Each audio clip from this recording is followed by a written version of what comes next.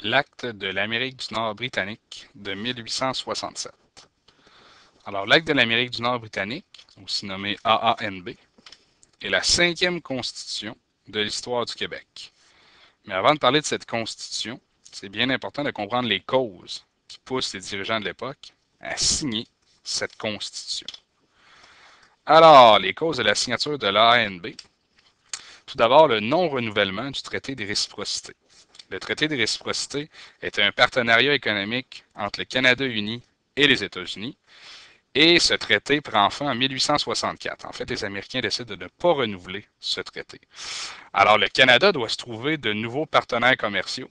Et c'est là que l'idée de la création d'un marché intérieur devient envisageable. En fait, le marché intérieur serait justement un marché à l'intérieur du Canada. Donc, économiquement, la signature de l'ANB rendrait possible cette création du marché intérieur. Par la suite, une potentielle expansion vers l'ouest est possible, puisque tout d'abord, les terres fertiles du Canada se font de plus en plus rares. Et les dirigeants du Canada craignent l'expansion vers le nord-ouest des Américains. Donc, il faut faire vite. L'expansion vers l'ouest est une question de temps. Et c'est là que la construction d'un chemin de fer serait très avantageuse au niveau économique et aussi pour l'expansion vers l'ouest du pays.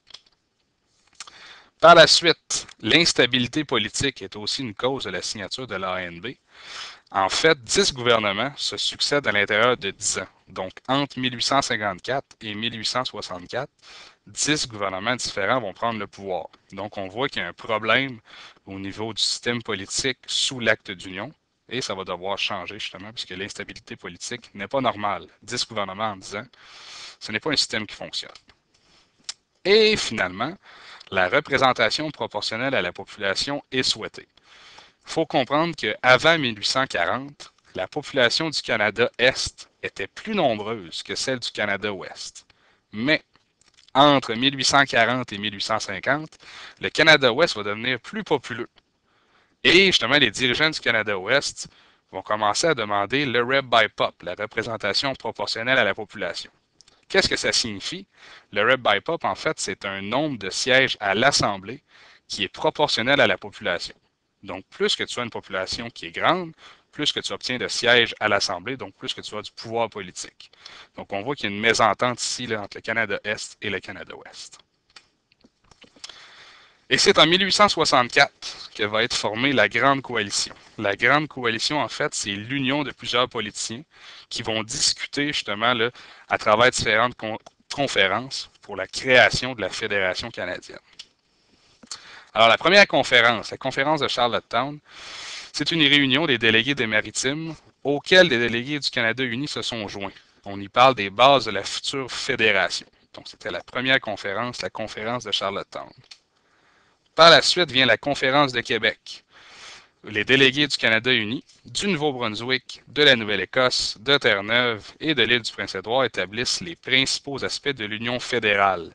Donc, c'est là qu'on discute justement là, de l'Union fédérale avec un gouvernement central très fort, où le désir de la construction du chemin de fer intercolonial aussi est souhaité, et la représentation proportionnelle de la population aussi est discutée à la conférence de Québec. Et finalement, à la conférence de Londres, c'est à ce moment que le Parlement britannique adopte l'AANB. Alors, l'acte de l'Amérique du Nord britannique entre en vigueur le 1er juillet 1867, alors la journée du Canada.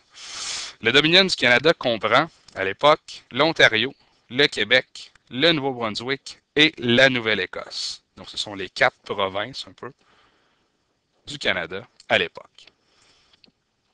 Alors, le territoire sous la ANB. On voit ici justement l'Ontario en rouge, le Québec en jaune, le Nouveau-Brunswick aussi en rouge et la Nouvelle-Écosse ici en vert. Dans le Dominion du Canada, le nouveau terme, 2 paliers de gouvernement possèdent des pouvoirs différents. Et ça, c'est bien important de comprendre. Nous avons le palier fédéral et le palier provincial. Au fédéral, nous avons plusieurs pouvoirs. Exemple, la monnaie, les banques, la défense, donc l'armée, la poste et les pouvoirs résiduaires. Les pouvoirs résiduaires sont des pouvoirs qui ne sont pas dans la Constitution de 1867. Donc, ce sont de futurs pouvoirs et ces pouvoirs vont être accordés au gouvernement fédéral. De son côté, le gouvernement provincial détient la santé, l'éducation, le mariage, les droits civils, les municipalités et autres. Et les pouvoirs partagés, qui sont autant du niveau fédéral que provincial, nous avons entre autres l'immigration et l'agriculture. Et c'est bien important de ne pas oublier que le Canada demeure toujours une colonie britannique, mais obtient une certaine autonomie avec l'ANB. On parle du Dominion du Canada.